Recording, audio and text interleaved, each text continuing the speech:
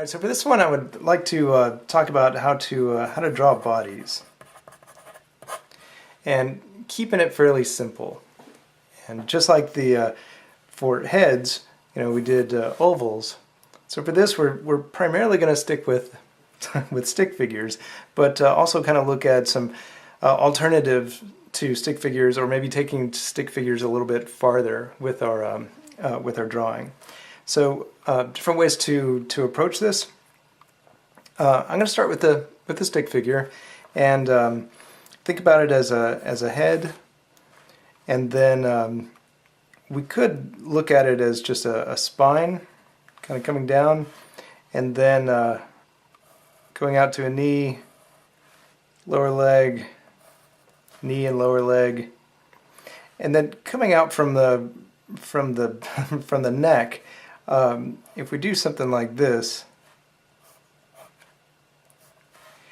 it works, but I think right off the bat I'm going to suggest something a little bit different than this. So just a little bit slightly different take on just the stick figure. So I'm going to recommend that we get that head in there, and then just draw some shoulders. So just a little line across for the shoulder, and then hips, and then get a sense of maybe where the knees are, and then the feet, and then start kind of figuring it out from there. So we can do, think about the outer line of the legs. For now we can just look at a spine, but we'll do something different there. And then for the arms, we'll go to an elbow and a forearm, upper arm over here, maybe do some circles. I'm really bad about my stick figures, the upper arms being a little long. The reason why I suggest going with this shoulder and hips is that you can almost instantly turn it into a 3D looking figure, or a figure that has some mass to it. So we can like connect the shoulders and the hips, and then put in some thickness to the legs, and do the same thing with the arms. So just give them a little bit of thickness, and the figure's going to take up the frame a lot better. We can even put some feet in here if we like. But rather than just going with the super simple, especially no shoulder stick figure, I recommend that we kind of go somewhere where we can give it a little more mass to it, a little more interest. So if we do that again, head, shoulders, hips, and then from here sometimes I just cheat and I just go ahead and start drawing some legs.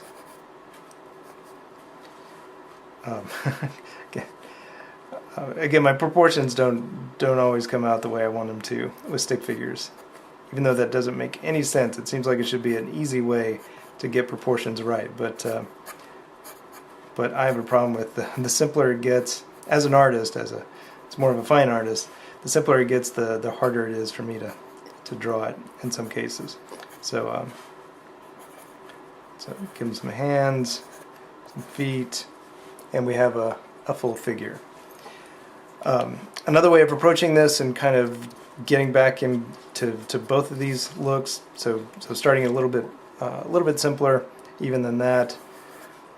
We'll go ahead and do the spine, and then hips, legs, and then the shoulders off of that.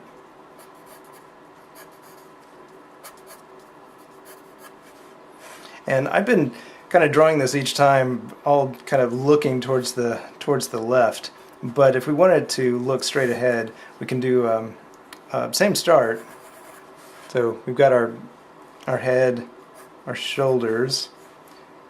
Go ahead and do the spine, hips, and then I'll just go straight down, and same thing with the arms. So doing an upper arm, lower arm, some hands in there, feet,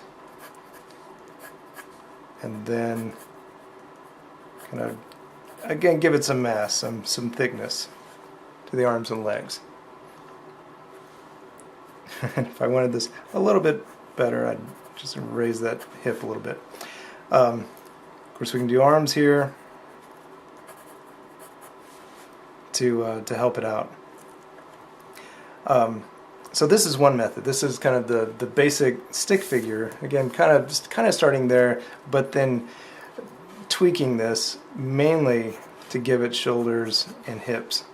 And the primary reason to do that is so you can actually have a torso and some thickness to the legs, right, and arms. And that can be done really fast. That's just like the heads. We want this to go fast, and we want to come up with a good method of creating these bodies as quickly as possible. So let's swap that out. So another method of doing figures is, rather than a stick figure, start out with a bunch of ovals or bubbles. So I'm going to do the head, and then a torso, so it's kind of a larger oval there, and hips, upper leg, lower leg, feet, upper arm, lower arm, hands, and we have a body. And these kind of bubble characters or oval characters is something that also can be done pretty fast, and I find that I tend to get the proportions a little nicer, and also the idea of the body taking up space in the frame is built in whenever you use these ovals. Now you can kind of go beyond this and go ahead and just use the outside of the ovals to draw your final figure. But again, we're storyboarding, and we're storyboarding from a pure kind of communication point of view. So I'm not so sure this is necessary, but it's certainly doable. That we could kind of go in and clean it up a little bit if we wanted to, and make a kind of a finished body. The only downside to the ovals, I think, is that you can tell they do get a little messy, and so I'd recommend just a lighter touch to them to draw them. So if we draw a little bit lighter, so just kind of lightly sketching these ovals, getting some upper arm in there, lower arm, hands. Go ahead and do a couple feet.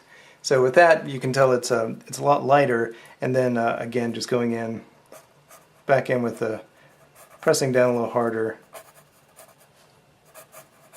and kind of working through the rest of the body.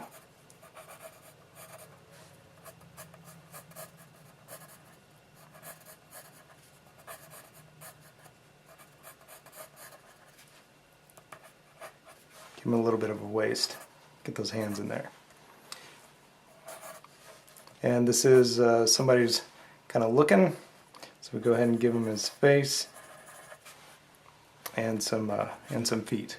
So again, that's another method. So for this one, this week, I want you to just kind of work through the oval method and the stick figure method and try them both. And I do want you to fill a whole page of just figures. And so, going back to the stick figure method, and I want you to draw them. Draw a bunch of them, stick figures, ovals, and figure out kind of which one does the best for you. Like when you look at them, which one looks like a body the most, and which ones are you happiest with? So ovals, stick figures, and kind of figure out the method that you like most.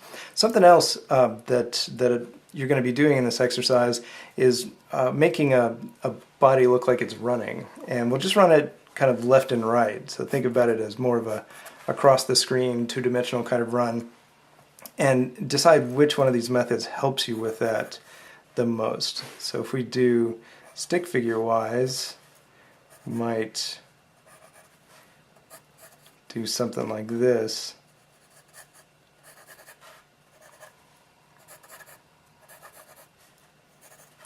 So it's more of a run walk in this case. We'd probably kick this leg up a little more if it was a full-on run. So that's the stick figure way of doing it, and it's certainly not bad. It can be a little bit more difficult to figure out how to get some mass to the body. So we might kind of try a few things for the arms and legs. But it totally works, and it's a good way of kind of figuring out what the silhouette of the body is supposed to be. So that's the stick figure method. And then the oval method, if we go after it, again, running, we'll just run in the same direction. We get our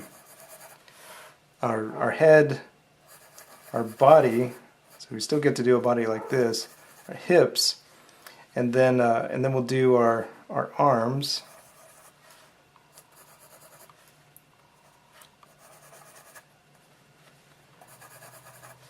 And then legs,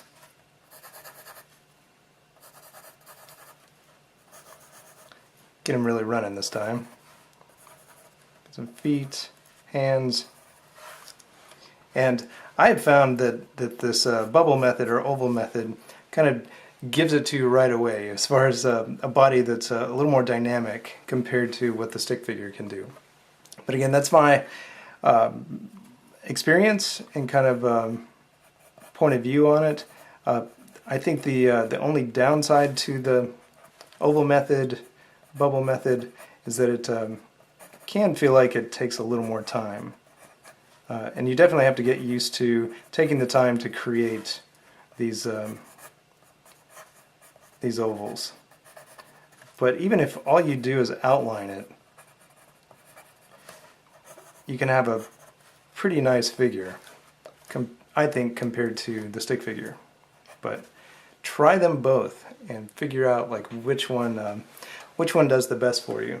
So you're going to be doing several different things here. I want you to run towards the left. I want you to be able to draw it again, running towards the right. So it's just kind of a mirror image of that. Flip this over so I've got some space. So we got a head. I'm going to do the oval version of this.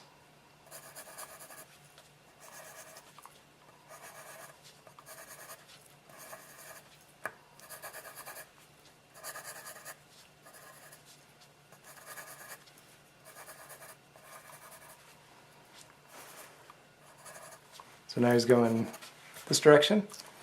And then, so running left, running right, I want you to be able to make a figure stand essentially just, this one is like mostly looking on, but you can tell I drew the feet to make it look like it's kind of going that direction. So if we, to give him a face, or the eyes and down the center of his face, you can tell he's kind of looking that direction. Not completely, but just kind of off camera. I do want you to be able to draw them straight on. So this one here is straight on. This one here is towards the left. And so we're mainly using the feet to figure out kind of which direction the character is looking. And so we can, and also like the bend of the knees and the bend of the elbows. So I am doing like the bend of the elbows, both of them pretty much going in the same direction. Same thing with the knees. So when you're going straight on, you can kind of think of the legs as being straight, and then the arms as just being mirror images of each other. And you could also think of the arms as just going straight down as well. But as soon as you want to show some direction to it, you want to go ahead and put in a bend to the elbows and a bend to the knees that are showing the the direction that you want to go with them. So you're going to be able to show, you know, left and right, because I do want you to be able to pull off a two-shot. So both the full body shot and medium shot. So if we have two figures, I'll do this one stick figures, or these two as stick figures. So let's give this one a head, shoulders, hips, legs, feet, arms, and for the moment, since I'm just kind of sketching this out, I'll just give them a spine. And then, so I'm going to do a two-shot with the two characters kind of looking towards each other. So the other character is going to be here. Could be the same height, or you can play around with height as well.